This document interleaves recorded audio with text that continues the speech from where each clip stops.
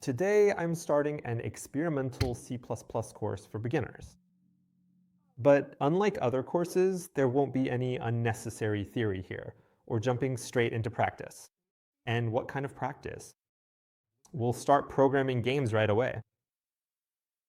At first, of course, these will be simple games, but we'll gradually increase the difficulty, and you'll learn the basics of C++. In practice, I believe this is the most effective way to understand a programming language, by actually creating programs, learning through practice, and diving into theory only at the moment when we need it in practice, not beforehand. Let's go! For this, we'll just go to a website called Online CPP, and we'll be running C++ programs right in the browser. Later on, we'll install some code editor, but that'll come later when we move on to more serious programming. As you can see, you might get the same dialogue as I did, which says it's complaining about something, some block, detective. Just click the blue button. Basically here. So let's figure out what we've got here. They've already thrown in some example for us here, and let's see what it does. We press the run button and see that it did some work and output something. Let's just ignore everything up here for now, because these are system things we'll get familiar with later, a little bit later. Right now, we're interested in this particular lay. We just need to know that this function is called main, and it runs when the program starts. So what we're interested in is what's inside this function. Right now, we're interested in this literal, which is called cout. This is called a text character out, meaning a text output, to which this interesting operator is applied, like two arrows pointing toward count.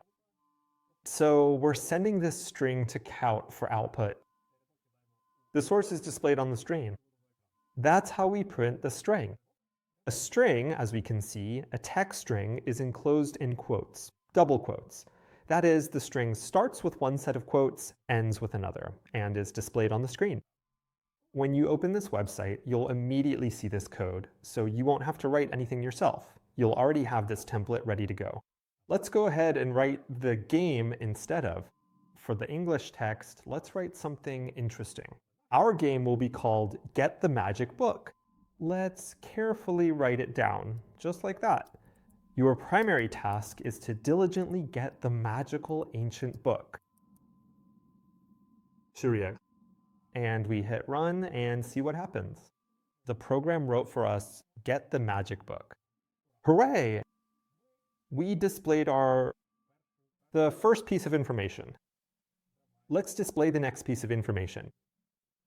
We do it exactly the same way. We write count, those two arrows pointing towards count, and enter the next text. Well, for example, you are greeted by the spirit of the forest. And it whispers strange numbers. Let's see what we've got so far. See, now it's all merged into one line. In order to split them into two different lines, we need to add an element to the previous line called endl, which stands for end of line. So we put the text into this C, and then we add the end of line, so the system knows it needs to start a new line. A new line. Let's run it, and now everything is displayed just the way we need it. And of course, here we also absolutely need to add this endl statement. Every single time you make a change to the code, I highly recommend running it immediately to thoroughly make sure that it functions correctly and works as expected. Let's come up with a secret code. For this, we need to introduce a variable, which we'll call secret. A variable is defined by its type. Ours will be of the integer type, which in English is integer, and in C++ it's abbreviated as int, 3 letters from integer. Next comes the name of the variable, which we'll call secret. You can name it whatever you want. Secret is really just the programmer's choice for what to call the variable. I'm calling it secret. You can name the code whatever you want. For example, 1234. That's the secret code. How will the player find out this code? Well, let's have the spirit of the forest whisper it to him. Now we enter secret into the safe. See out, secret. And let's see what happens. It whispers strange numbers. 1, 2, 3, 4. Next, our hero continues his journey, and we explain to him, see out, count again. Our game will communicate a lot with the user, so we'll be outputting a lot of information using this count. That's what we write. Did you make it to the castle? You made it to the castle. You found a safe.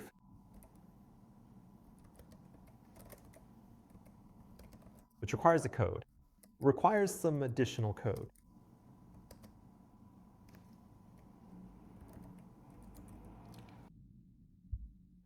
As you can see, I forgot to say that each line ends with a semicolon. Semicolon, that is, each such output looks like this. We have count, there's this output statement in count, then either text or, as we've outputted here, a variable. And at the end, we use endl to move to the next line. Here, I should have also moved to the next line, because if I didn't, what do we see? Here, everything got stuck together, which doesn't look good. Wouldn't you agree? I write ENDL and Reddit. Now let's ask the user for the code. For this, we need to create a new variable, which will also be an int, and we'll call it answer. Answer. You do it the same way. It's not some system operator, it's a variable, and you come up with the name yourself. I came up with answer.com. That is, this variable doesn't have a value yet. Why does it? Because we're going to ask the user. For this, we'll use sin. It's like coup, just the other way around. Count outputs, sin asks for information. And accordingly, the arrows point the other way. So with sin in, we put the result into the answer variable. How does this work? And the code requires it. I'll type 11,444. For now, the system's working. It asked for the code. Let's display which code. The user entered to confirm that this code was received. CL. Again, we're outputting. Like, entered code. Let's add a space. And again, here goes answer. Answer. And again, as we know, and how does this work? Let's check every time to make sure everything is working properly. See, it's not working. It's complaining to me that I wrote endl incorrectly. It even shows me an arrow. See, there's something wrong here.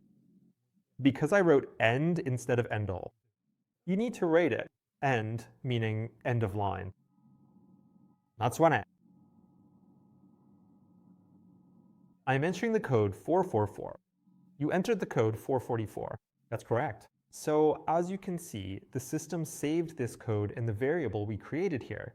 It saved it, and now we can use it. For example, we can display it to the user again.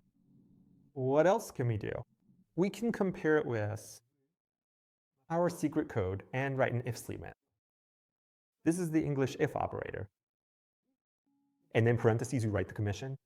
What are we checking? We are checking that answer, meaning the response, is equal to secret.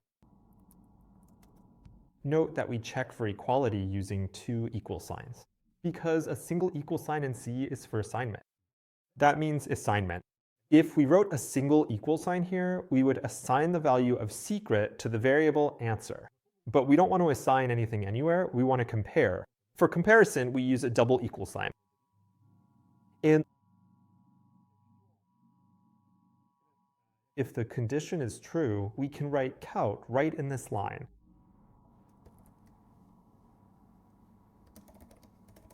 Congratulations. Congratulations. You found the secret book. Again, end and a semicolon. As always, a semicolon at the end is a must. As always, let's check the code. Again, something's not right here. What does it say? Again, instead of end, I wrote end. Well, you see, for some reason, my fingers just don't like typing that extra letter. We write 1, 2, 3, 4. Congratulations, you found the secret book. Otherwise, if you didn't find the secret book, we can write else. The if operator can consist of either just an if or an if-else.